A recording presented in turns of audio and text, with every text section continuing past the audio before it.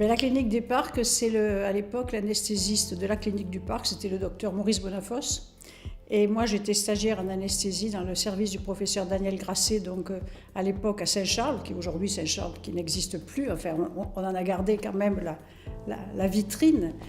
Et donc Maurice Bonafosse m'avait proposé, en tant que stagiaire anesthésiste, de m'amener à la clinique du Parc avec lui.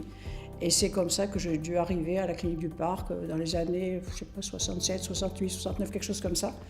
Et donc j'ai été là dès le départ, dès le démarrage. Quand la clinique du Parc a été créée donc à Castelnau, c'était déjà une nouveauté extraordinaire de voir plusieurs chirurgiens se mettre ensemble.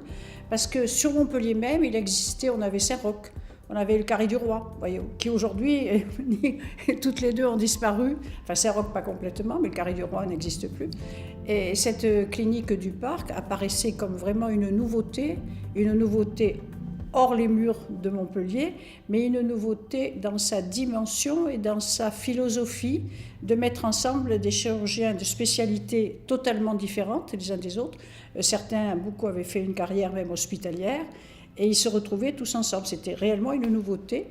Et cette clinique, c'était vraiment les Montpelliérains tout de suite sont allés vers la clinique du Parc. En plus, le nom était magnifique, la clinique du Parc au bord du Lez. Enfin, vous voyez, il y avait tout un symbole. Et voilà, et ça a commencé comme ça.